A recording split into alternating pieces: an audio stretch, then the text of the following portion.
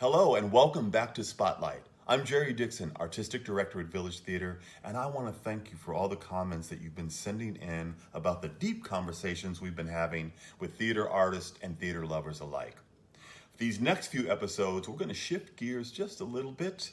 We're going to roll out some exciting new programs, projects, and ideas with an emphasis on partnerships. This episode, you'll be hearing about an exciting new writer's residency with partnership of Alex Crozier and Brandon Ivie. I could say a lot about it, but you have Alex and Brandon, so here they are. Enjoy.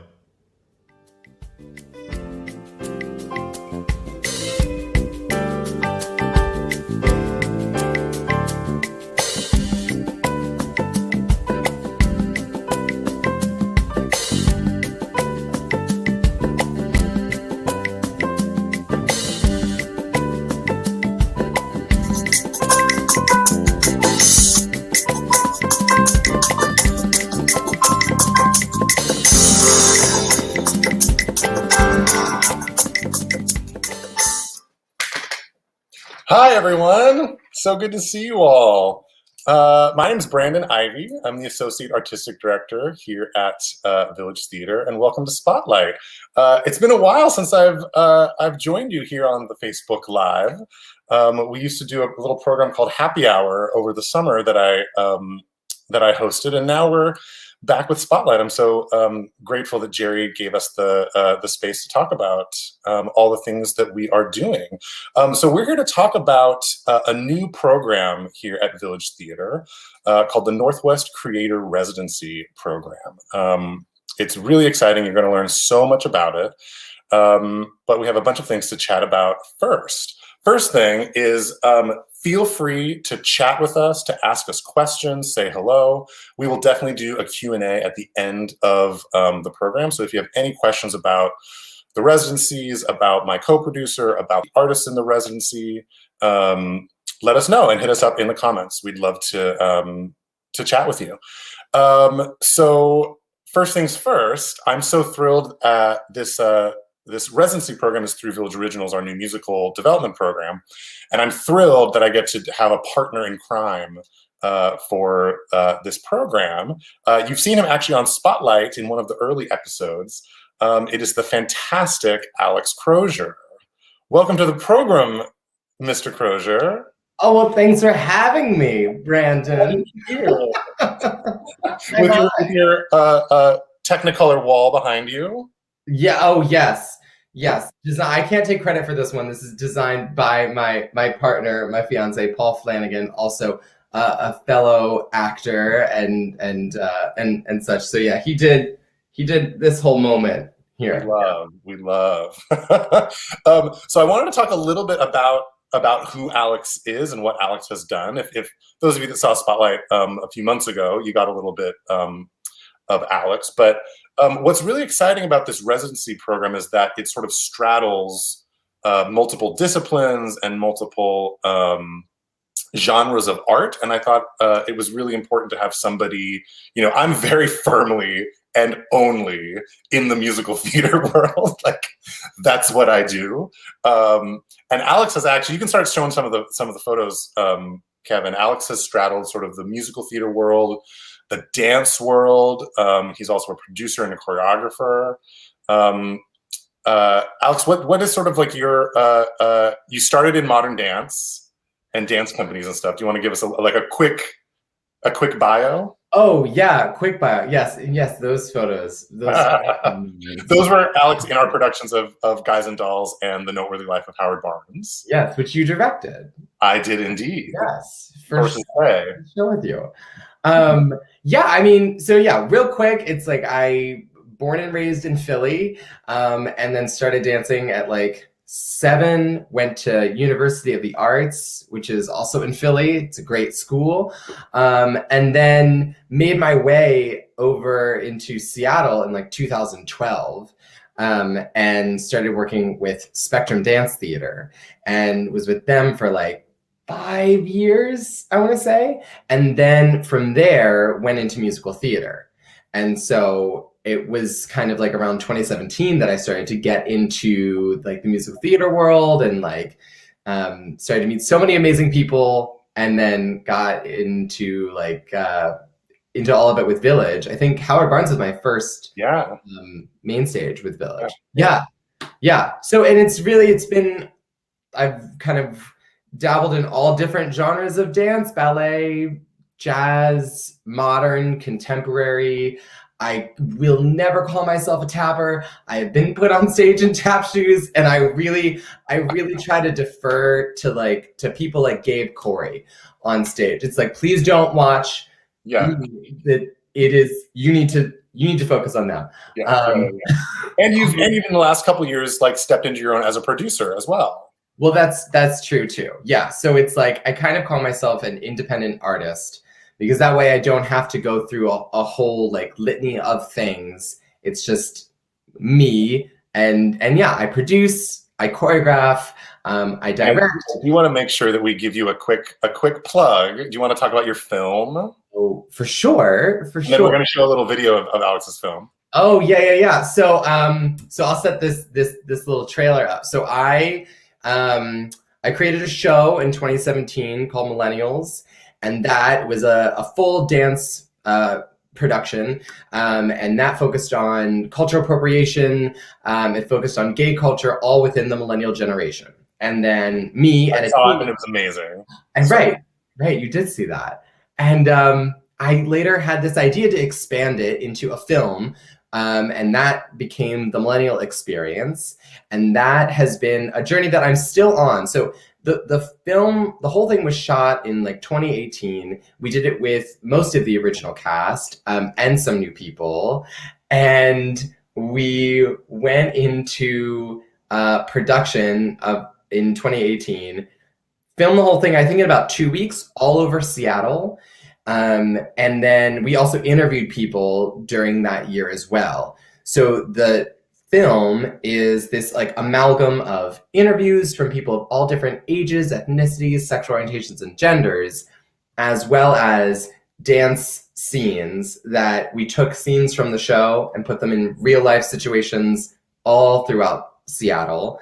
And we had some very, very nice business owners that that would allow me to come in and film in their places. So we filmed at Triple Door, we filmed at Seattle Boxing Gym, Q Nightclub. We really went all over. Q Nightclub. I haven't been to Q Nightclub in so long. Oh my God. Yeah. Well, that was me. I rolled in and was like, I haven't been here since my first year in Seattle. Well, and so we have a little trailer to play of the film. So Kevin, our amazing stage manager, roll it.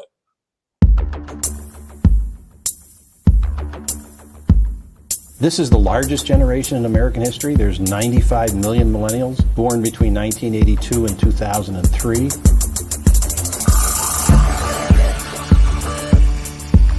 I think that this culture is based off of cultural appropriation. How many gay men saw a healthy monogamous gay relationship when they were growing up?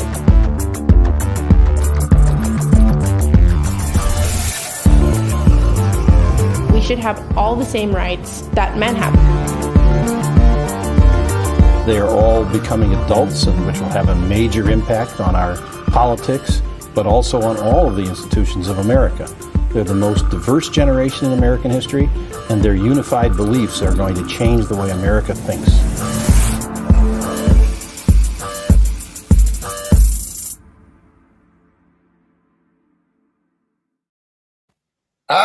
So cool. You look so hip. Oh, thanks. Oh man, it's been a while since I've seen that trailer. It's so awesome. I'm so excited for you. So I'm thrilled that you are joining us for this this new residency program. Thanks. So those of you at Village actually may not really be familiar with the idea of a residency, and actually at historically at Village, it's sort of a relatively new thing. How what they are, when Village typically does them, how they've worked in the past, is we normally bring in writers from out of town. They stay at Villages housing, and we just provide them the space and time to work and to create and write. And we also started doing that with local artists, and actually having them literally like come out to Issaquah and like stay overnight, and so that they don't have to worry about their laundry, about their work, and they just sort of like take the time to write. Kevin, do you want to show some of the photos from some of our past residencies? These are things that people don't often see. This is Heart Island. We did the very first residency with Heart Island.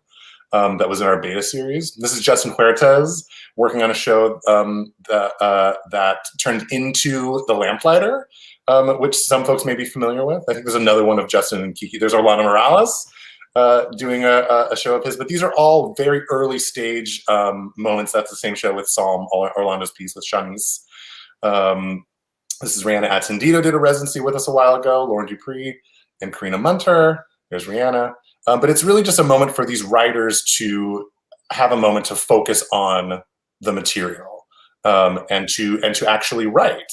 But this residency program that we're starting is a little more open-ended than that. Those residencies, it's more like I have a show and I've started it and I need to do some more work on it. So I'm going to go somewhere and work on it. Whereas this is much more open-ended and involves a much more varied group of artists that include choreographers and designers and people that are not specifically like traditional musical theater composer, lyricist, or book writer. Alex, do you want to talk a little bit about like what this might look like in a dance world or a world that is not very specifically like musical theater, traditional like book musical? Yeah, there's a lot of similarities in the sense that like if you're going to do a residency, you are going to be kind of in a localized environment and you're just going to get time to make art, which is a fabulous thing. And for a dance residency, there's different ways, usually for like a concert dance residency. So something that, let's say, is like something more modern, more, modern dance. You'll just like go to a studio and maybe you'll go on location somewhere. So for Washington, it's like, well, maybe you'll go to Port Townsend and you'll be in a studio and you'll just like you get to sequester yourself and just make art. Sometimes it's a whole, group of people that get a residency. And sometimes it's just a singular artist. Sometimes you'll present your work in a showcase afterwards. And also sometimes you simply won't. Kind of in this case, it's like you get to create what you want, however much you want. And there isn't an expectation to necessarily show it to the public. But it is definitely giving you that space and time. Yeah. A more like traditional musical theater residency would be like, I'm working on Act 1 or I'm working on these songs. And then you would traditionally sort of like present something at the end. These residencies that we'll talk more in depth about in a second is more about like starting something, which is a much more sort of like pie in the sky idea compared to I have this script that I'm working on that I have like pages for, right? Like a lot of these artists that we're working with will walk into their residency with nothing but ideas in their head and not having actually started anything. So there's no expectation to finish. This is just literally like supporting artists and giving them the space and time to just like dream and think and start something. Yeah, literally, that is kind of the coolest thing. And I feel like that is sometimes like where you can get almost like your most creative inspiration. If there's no time in it inherently, if there's like no time limit, it's like just you and you can do whatever you'd like. You really get this space to create a world for yourself to simply live in and kind of grow artistically within that, which is a very, very cool thing. I was telling Brandon, remember I was telling you this earlier. I was like, I've never actually done a residency. Which, not that I can't like speak about it, it's like I know about them. But like usually residencies in the dance world, it's like you do have to apply, but sometimes you're just like given a residency. And I was saying I was saying to Brandon, I was like, I've never been lucky enough to like get one. Like no one's ever been like, hey, do you want one? Like here. And even if I've applied, no one's ever been like, yeah, you. Like it's your turn, you do it. So I've always regarded them, at least in the dance world, of like, oh, that's so special. They get to do that. That's nice. Well, definitely in the musical theater world, it's like you apply with a show. You're like, here's what I'm working on. This is like, I'm this far along, and I need the residency to finish this exact thing. Mm-hmm. And what we're doing is so much more like, we just want to support you as artists in whatever it is that you want to do. And that, at least in the musical theater world, is very rare. And something I actually haven't come across. And I've actually been having to like break my own mind that grew up in like the musical theater institution.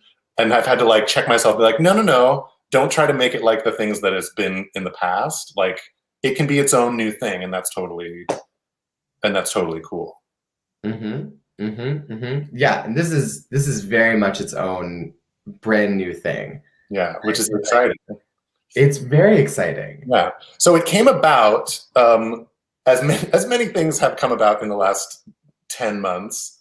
COVID, obviously. Has made everyone kind of rethink everything that they're doing, both for literal reasons of like, we can't be in the theater and we can't be performing for people and all that kind of stuff. And there's also a social reckoning going on right now in our world, a reckoning of race and how our society treats people of color, and in addition to all of the just like logistics of how to produce theater at this time. And so COVID really forced us at Village to like look at what we're doing and how we're producing theater. And so the first thing was like, well, we can't develop new work in the way that we were. So how are we going to pivot and adapt? And we decided that specifically at this point, we needed to focus on our local community and put as many resources as we can into our local community to make sure that they are going to survive this time. You know, artist support is something that is desperately needed this exact moment. And so we decided to focus on our local community. And then we had to question, who in that community are we supporting and where do we want to put those resources? And it was very clear that we needed to uplift and provide support to our BIPOC artists. BIPOC is Black, Indigenous, and People of Color, for those that may not know.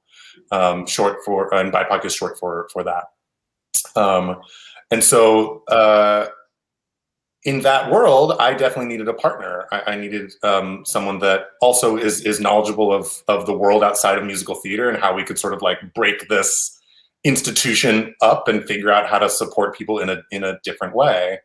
And that's why we immediately reached out to Alex to talk about how to explore this and what to make it. Yeah, and I immediately jumped on board. I just kind of felt like it was something that I just feel like it's a wonderful thing to happen in Seattle. I think anytime that you're thinking more and more about inclusivity, not just diversity, but about inclusivity of, well, who is in the room and who is being seen, but also who is not being seen. I think that I think the moment that you begin to think about all of those things, it just makes for such a richer, interwoven fabric of a community, really, you know, and then so many more voices are heard, and then you really do have true equality. So to me, this really felt like something to absolutely jump on board about, from a social reckoning standpoint, from like a centering BIPOC voices standpoint, and then also from an artistic standpoint, where you really can kind of shake things.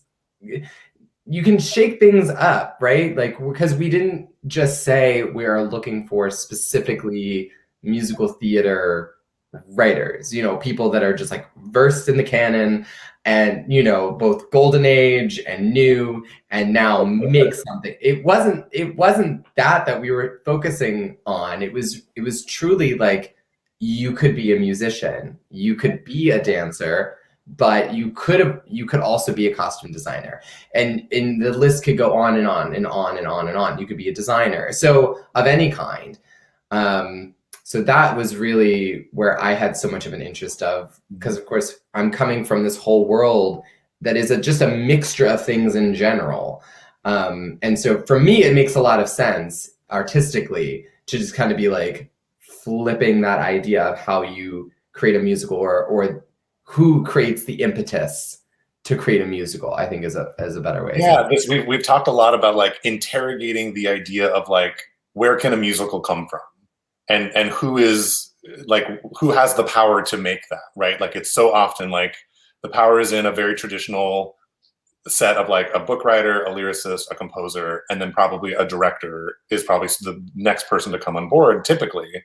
And like, what happens if that's not the case? And what happens if the show doesn't start from a synopsis that a book writer creates, and it actually starts with a piece of choreography or a design sketch? And how does that change things, and how does that open up the world and open up the work, in like recentering who is actually creating that first initial spark? Mm-hmm. Absolutely, yeah. So I think it works on so many levels. Yeah, and when we were talking about like what to call it, we specifically stayed away from the words writer, even the words artist. We use the word creator to make sure that people know that it is not just one thing, because musical theater is so kind of attached to the binary of what, and like the tradition of what musical theater is. It's very kind of, I'll say it's stodgy in many ways, right? It's a little dusty. Even the stuff that's like new and hip and modern, if you look in other art forms, we're like 10, 15, 20 years behind the rest of the curve. Like, I look at Hamilton, and I love Hamilton and everyone loves it, but like, that's like 90s, early 2000s hip hop. That's like, right? Like, it's not actually hip hop today. It's actually like 20 years ago. It is. There's nothing wrong about Hamilton. Oh, we stand Hamilton. Like, yes, I hear people yelling at me already because I've made faces. I understand. There's nothing wrong with it, but it's true. Yeah, if you like think about that portion of it, yes, musically that can be dated, for sure. So it's good. It's good to have some freshness. Yeah, and the form itself, I think I'm really excited. Like how these things are created, I think is just really exciting to explore. And I keep using the word interrogate. Like, that's what I'm interested in doing. So to give people an idea of what this, just like logistically, what this residency is, we've talked a little bit about it, but it's different than what a residency at Village typically is, which is about a really specific project, a really specific task at hand. I'm working on this show and I have this thing I need to do. There's no end goal. There's no final product. There is no finishing. It is just beginning a project. And there's 11 different residents that are all given $1,000 to begin a project. 3 of those residencies were invited, and 8 of them were through an open submission process. The artists come from all disciplines with also varying levels of experience. Some people, this is the first time they've written a musical, and other people, they've done this kind of thing all the time. So it completely varies. We've got designers, choreographers, writers, performers, all of it. It's really, really cool. And the way that people applied is we were interested in these artists and creators as humans, not necessarily, we're trying to get away from the idea of a transactional relationship. and trying to make these actual relational relationships.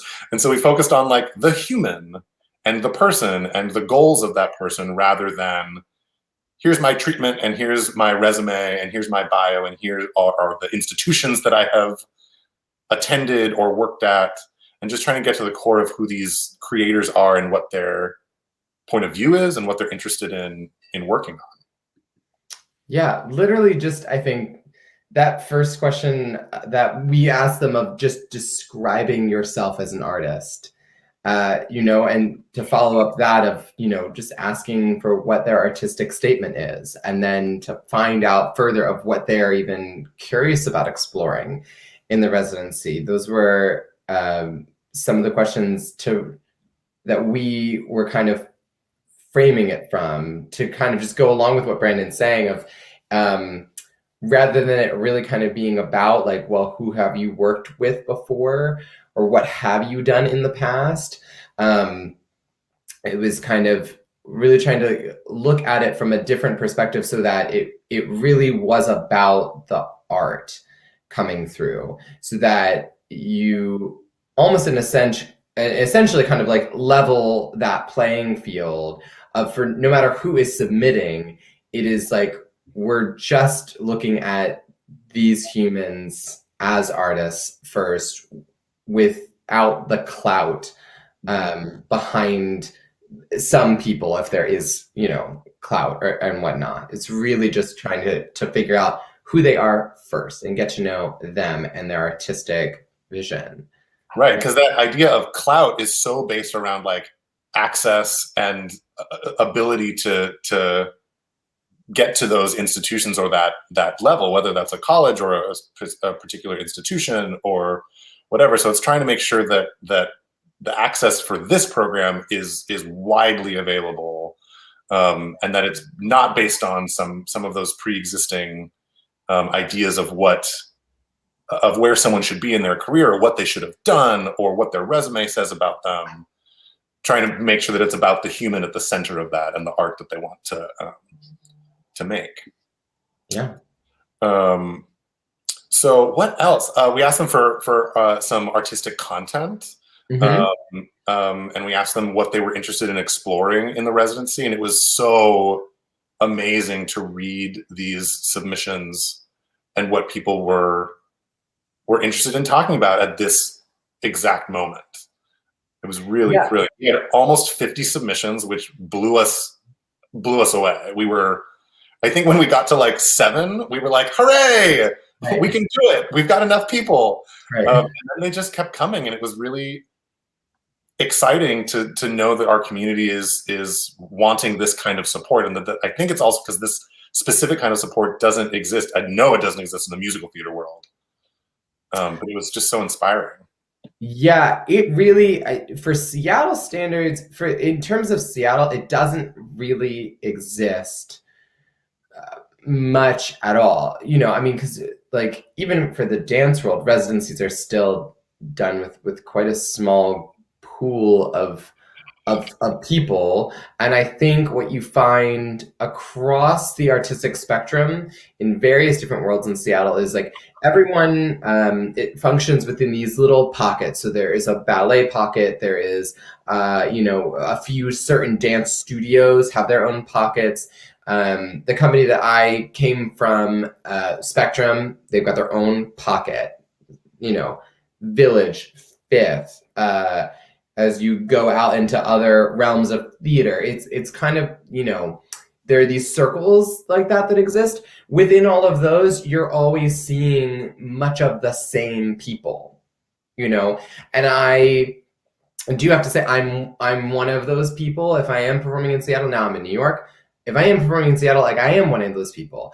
And I understand that there is this thing that can happen where you can just be cast quite consistently. Now that's wonderful for you if like you're one of those people, and it's not great if you are not one of those people, and it's quite difficult to then break into that circle. You almost have to like come in and like bust a door down and be like, hi, I'm amazing, you're gonna want to cast me. or, you know, because the chances of someone just like spotting you like at a showcase, it doesn't really happen. And that has existed, I know, at least in Seattle for years, and probably since long before I got there. So there's this residency now, and I know of a few more that are happening in the city through different organizations like Seattle Opera, and Fifth and Village are now doing a thing that was just announced, which you're involved in, right? Not to like fully out you with this, but I feel like it's fairly announced, right? We'll talk more about One of these probably about that Fifth Ave Village collaboration, which is right. very exciting. But there's like more things, and there should be, because people just need more access. They need more, and I think that is just, again, it's only going to make things more inclusive and richer, and just a stronger arts community in general. Yeah. So we had almost 50 submissions, and we sent submissions to a panel, a very esteemed panel, which I like those couple hours we spent with them was wonderful. Yeah. It's a really amazing group of Randy Ford, Kathy Shea, Nikki Long, Sarah Porkalob, and Jerry Dixon, our artistic director, joined us. And we had like a spirited, wonderful conversation about these submissions. And from that, we actually originally only had 5 slots available through the open submission process. And the panel was so blown away by the submissions that they were like, we can't, we don't want to choose. Like, they were like, can you give us more residencies? Because there's definitely people here that we don't want to not give something to. Like, we wish we could, I mean, if I could have given a residency to every single one of those people that applied, there was something wonderful in literally every submission. And so we went and magically found some extra money, and we ended up bumping it up from 5 to 8 through that submission process. That was like really, when I got to send that email to the submission panel and be like, we got it, we got the extra 3, it was really awesome and exciting. So how it will work, these residencies are highly flexible, especially because everyone is coming from very different backgrounds and disciplines. So they could be, someone wants to work 1 day a month for 6 months. Great, we'll figure out how to do that. If someone wants to have all of their work be done in like a really intense couple days, that's also great. All we know is it's all going to be done digitally, which probably means these folks are going to be working in their home and then checking in with me and Alex whenever we need to.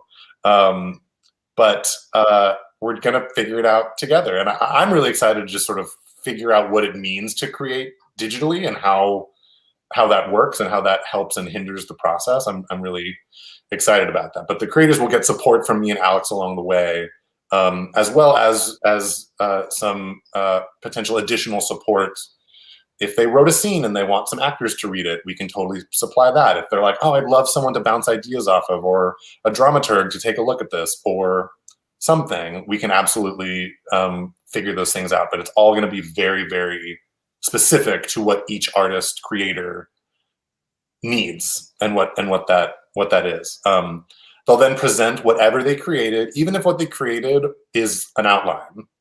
They may be like, yeah, I spent the last couple weeks or a week or whatever working on an outline, and here it is. And we'll just like talk through it at the end of the process with me and Alex and a couple Village folks. But all of this is kept really, really tight knit and small and intimate. None of this will be presented publicly, because that's not the point.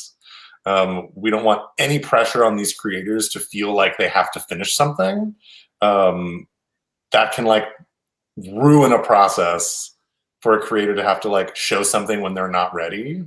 Like, that's not fair to anybody. So we're keeping it really, really tight. And then Alex and I talked a lot about making sure that Village provides some kind of support in moving the show or whatever it is forward, whether that's introducing the show to other organizations that might be interested in it, or helping these writers, artists, creators find other collaborators. If a designer's like, God, I really need a script for my show. Maybe we match them with a playwright, or a playwright needs a choreographer, and we can match them with that person. Or who knows? It could be any different thing. Or maybe there's something that Village wants to continue the relationship with in the future. Who knows? But we've Alex, you and I have talked a lot about how to make sure that if these creators want to continue, there is a path to helping them continue the process. Yeah, absolutely. I think that is kind of the exciting thing about it. And one of the more original things about this residency is that there is that ability that for wherever they get to in their artistic process, there is this, it's like a door left open that if they need more access to something, that Village can then provide that. And so, yeah, that is a really special thing. Because again, usually it's like you finish a residency, you either present it or you don't, or you move on, but that's kind of it. So it's a wonderful way of just extending this, because who knows, honestly, where any of these ideas that these artists create could end up in the future. So yeah, and the ideas are so varied that I'm like so curious to see what people actually make. It's really very cool. So now we're gonna give you a little insight and look into the creators that we've that will be working on these residencies together. First though, if you have questions, ask them, because we're gonna get to a Q&A at the end. I see one, we will get to you. We'll totally get to you, Stephanie, I promise. But please ask questions if you want to know more about how the residencies work, more about any of these creators, anything. Like, just ask away. Excited to chat with all of you. So one of the things that we've talked about has been so great about this process is getting to know some of these folks that submitted in a new way. We had like a huge number of submissions of artists that creators that we know in one form and applied in a form that I actually didn't even know that they had an interest in. And that's the first person on our list is B. Russell, who I knew and know as an amazing actor and performer and singer. If you saw She Loves Me, she was in that. But she applied as a writer, and blew us all away with what she wanted to write about. Yeah, I think I think she's fantastic. I love watching her on stage. I love also hearing about her ideas for shows, and specifically just how she really does want to look at how humans just come together, as she puts it, on like a soul level, which I just think I think that is fantastic, because it really can take you almost this like futuristic type world, where you kind of get into like futurism of storytelling, just where she's looking to talk about like alternate realities through space and time, and also spirituality. So I just think that's so beautiful. Yeah, and for those that know B personally, it like it's like, yes, I want to hear you talk about like what unites humans on a soul level. Like, please talk and write about that. Like, it's great. I was blown away, and just didn't even know that she wanted to write. I'm thrilled. I'm so excited. Yeah. Someone that is brand new to me, but I believe well, is David Rue. Yeah, David Rue he's a fantastic dancer, and he graduated from University of Minnesota, and comes from Minnesota, though born in Liberia, and he was dancing out at TU Dance, the letters TU.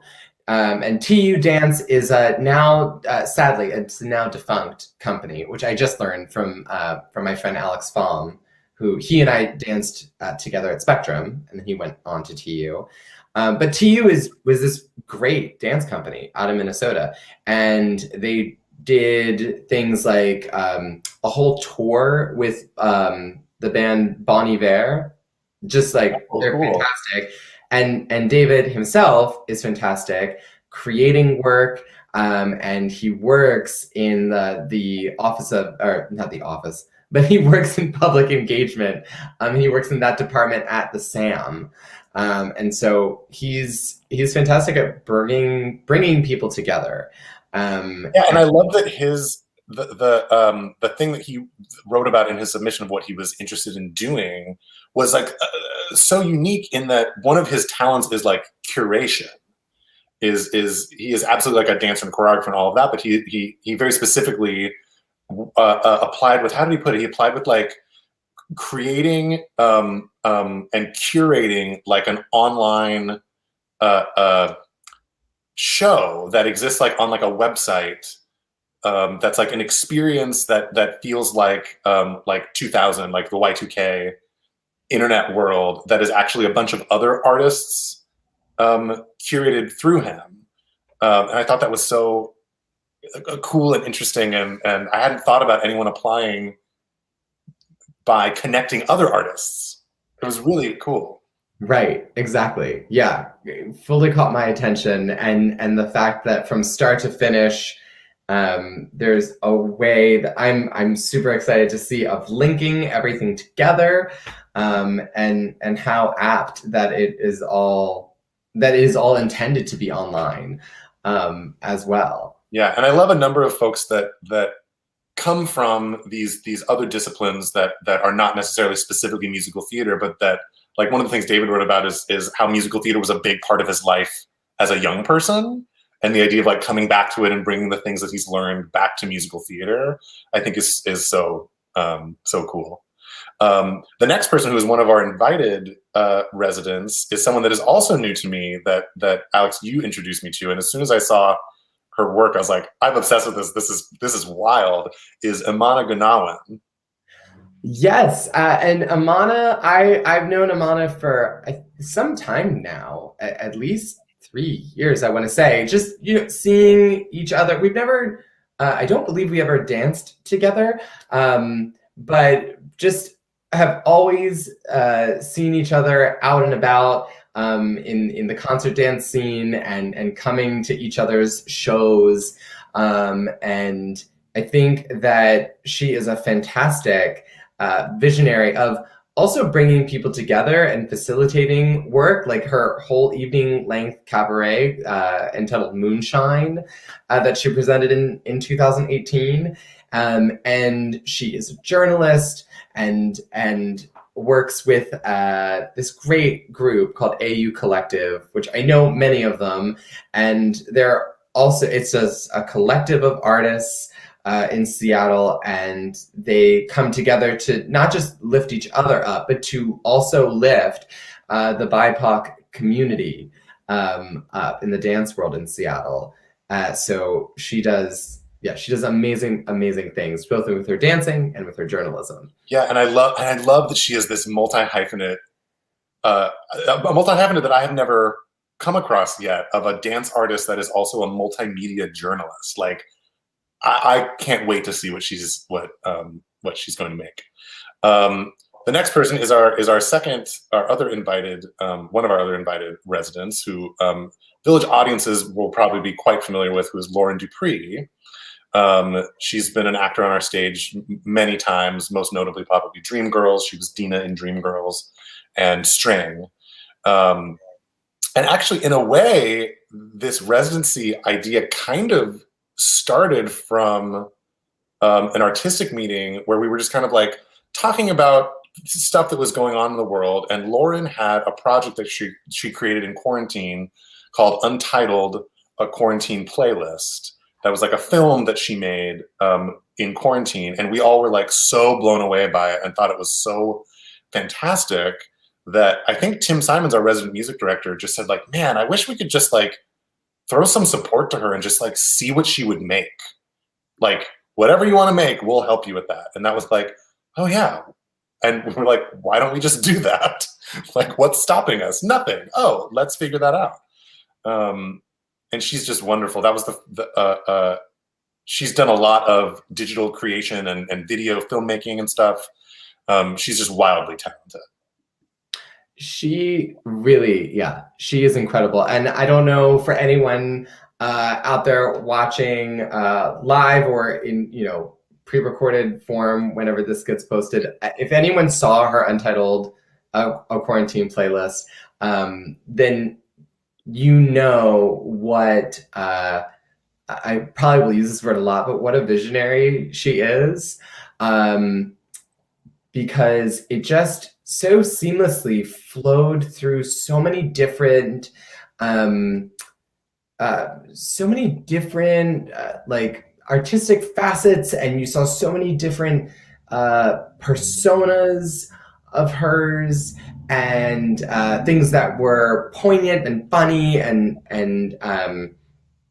had so much heart to it, and it was such a great insight into her mind as well, and that was just all so exciting to watch, because for anyone that's seen Lauren perform, she is a dynamic performer because she can vacillate through so many different facets of herself on stage. And then to see that and you watch that translate into her own work and her own artistic vision, it was just so cool to watch. So cool. I'm so excited to see what she makes. And then our third invited resident is Lex Marcos, who is a designer. I know him mainly as a scenic designer, but he's also an illustrator. And I met him through University of Washington when he was getting his MFA there. And he's exciting. He has done some of the coolest set designs that I've seen in Seattle in the last couple of years. And I love what he's interested in working on is like shadow puppets. He talks about growing up in the Philippines, that shadow puppets was like a thing that he would do as a child to kind of escape. And he's come up with this idea of how to sort of use those to explore like poetic images and like the eyes of a child. And yeah, it's really, I'm just so excited for what his mind will come up with. Yeah, and he comes with, quite kind of like like, I know we're not fully focusing on clout, but still I think it's his work in the way that it has been recognized. I think it is no small, like you can't not mention the fact that he has been selected for the Philippines exhibits twice for the Prague Quadrennial. And that is a whole exhibit that focused on performance design and space in 2011 and in 2015. That's not an easy thing to do for anyone that's not an artist. I just felt like that needs to kind of be reinforced as well, that he has a wonderful vision for design. Absolutely. Definitely special. Then our next creator is Lisa Quack, who's a dance artist. And her submission blew me away, both from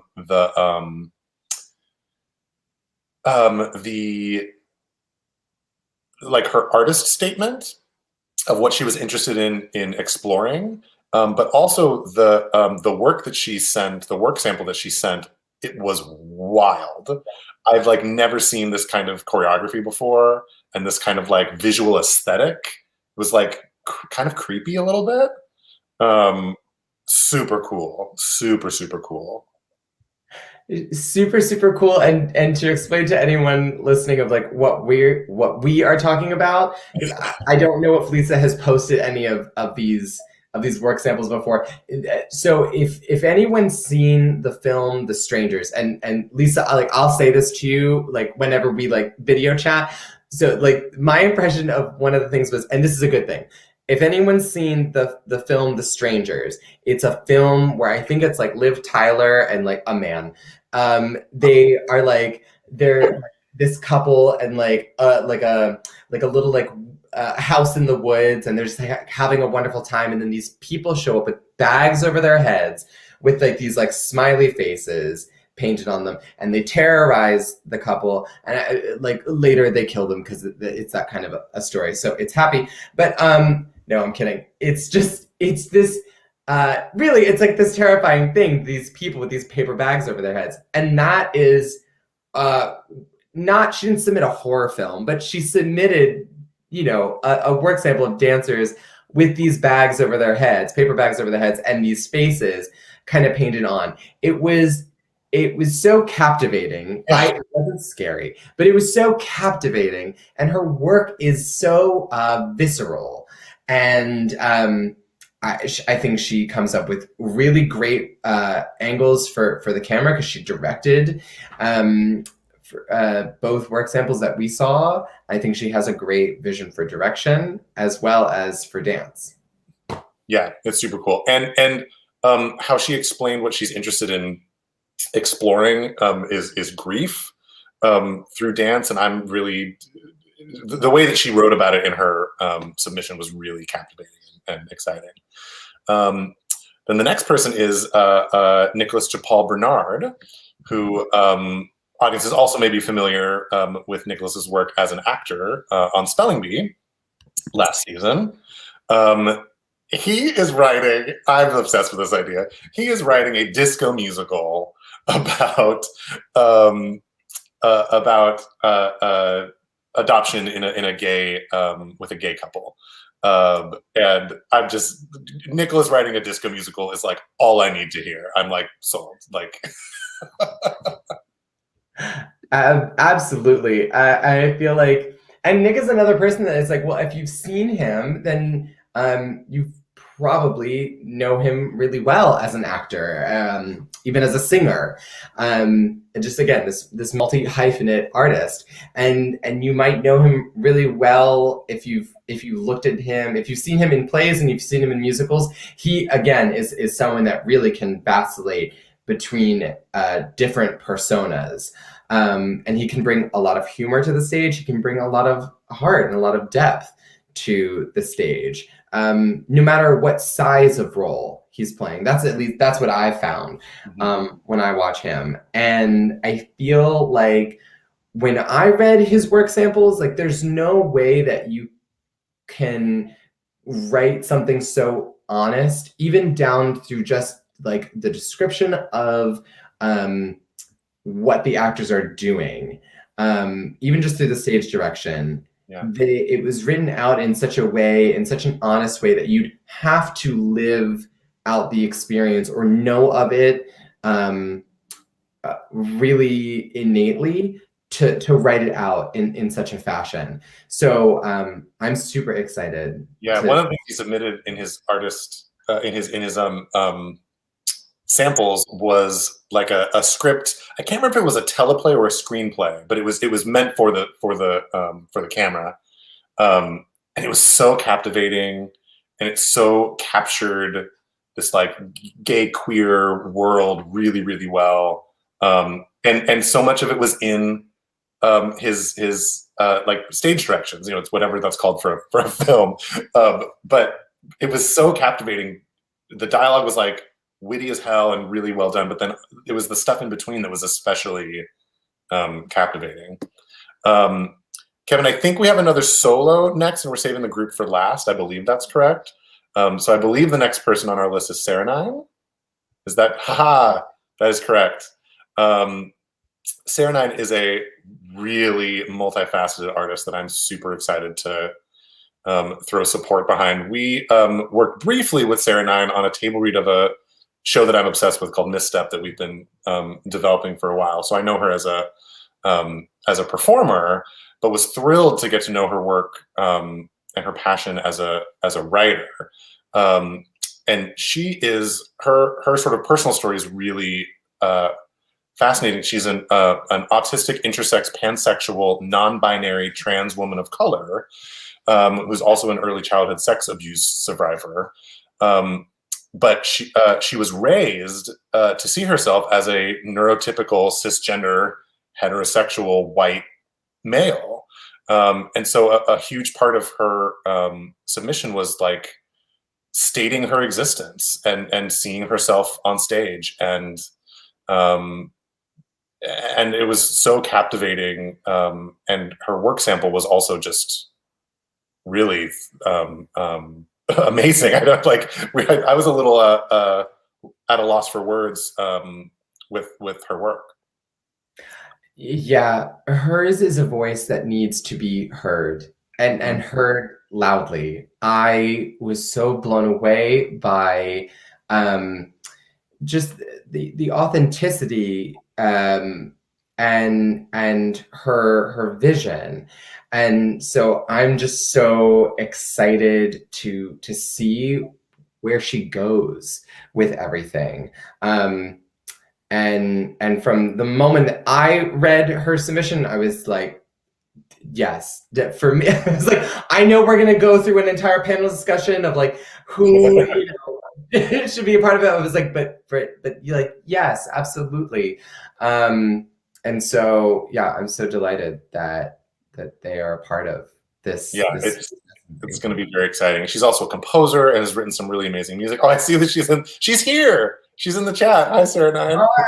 Hi. We're very excited for you, if you couldn't tell.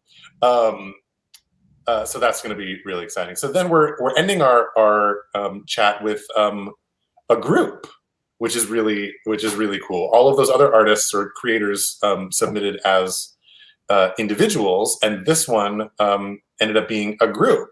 So we have Aaron M. Davis Norman and Kevin A. Haylock and Portia Shaw, and they applied together on a show that also blew all of us away. We were all like very excited about this project, and there's like a million different things that they're interested in exploring in this, but I know a big one that the panel was especially excited about was Black royalty and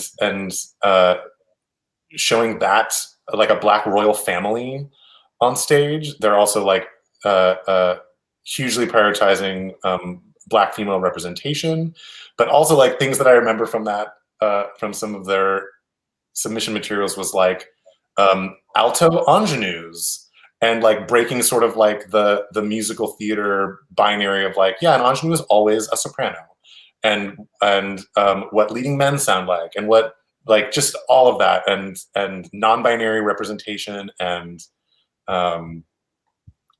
gender fluid characters, just sort of like the diaspora of Black characters that could exist in a musical is so exciting to me. Yeah, absolutely. Yeah, you said it there. Yeah, exploring the diaspora of Black characters, that I think is something that really is reflected in one of the highlights that I got from their submission, that looking at Black culture in a way so that you're not getting this idea that it's a monolith, that it really is quite expansive. And since the three of them are, multi-hyphenate musicians and singers and activists, I think there's also this, what I get from it, this real push to decenter, to decolonize the music in general, so that you really are getting something where, as Portia said, it's like looking to explore Black sound on stage without a European lens. I think if you really think about that, if you really actually go through like just musical history in general, you find how just kind of quite rooted in a European sensibility music is. Even in dance, I know it really well from the dance perspective, but from the music perspective, this is the same thing. So I love everything that they are striving to kind of put into their work. Yeah. So I think we didn't have that many, the chat was getting a little bit, but we didn't really get that many questions, but I did want to answer Stephanie's question, which I think is a great one, which is about how these residencies are funded. Please, if you have more questions, please get them in. We've got like maybe a couple minutes. We're going a little over an hour. But if you have other questions, throw them in. This is your last chance. Are the residencies funded through grants or through the Village Originals program? Great question. The answer is both. We receive musical theater for this program, which is really fantastic, and we're very grateful for that. But it all would have happened without that grant anyways. We were dedicated to this program existing no matter what. But once we decided to do it, we applied for that grant and got it. So happy to have the support. But we're also, we've just talked about how exciting this program has been without even starting to work on the actual projects yet. So we're already committed to continuing this program in the future next season, because it seems like such an, hindsight's 2020. It seems like such a no-brainer. But now it's just really exciting, and we're all very thrilled to continue it. We're coming to our end of time, but we've been having a really great moment at the end of all of these to give like a shout out to other organizations, and specifically in sort of this like residency world. Alex and I both have a different organization that we want to sort of throw out into the world. Alex, do you want to talk about yours a little bit? Yes. So for me, it's Central District Forum for Arts and Ideas, cdforum.org. For their website. They are run and led by Sharon Williams, who is she is like a multi-hyphenate artist. She creates incredible works of poetry, and when she performs them live, it's like stories from her life, and she performs them in such a passionate, such an honest way. And she's got a couple different albums as well. And CD Forum itself, they support Black artists all throughout Seattle, and they function out of Langston Hughes Arts Institute, which is in the CD, which is in the Central District. And yeah, they just do incredible work. They've supported me through several different projects. They were instrumental in how Millennials started, because I co-produced Millennials with them. So really they are such a big help and support with even how my film came to be as well. So that's CD Forum in a nutshell. Fantastic. And then mine is sort of related to residencies. There's a company in New York called Musical Theater Factory. And if anyone is interested in new musicals, especially new musicals by BIPOC artists, they're like the place to be. They're really amazing, doing really awesome work, and really finding new ways to develop work and how to sort of approach the development process. They were hugely instrumental in the development of A Strange Loop by Michael R. Jackson, which won the Pulitzer Prize last year. And just like they were founded in the back of a porn studio by Shakina Nafak, who's this incredible actress who you may have seen on like Difficult People, just incredible. But she had a friend that had a porn studio. She was like, "Hey, when you're not shooting porn, can I do musicals in the back room?" And they were like, "Yeah, totally." It's amazing.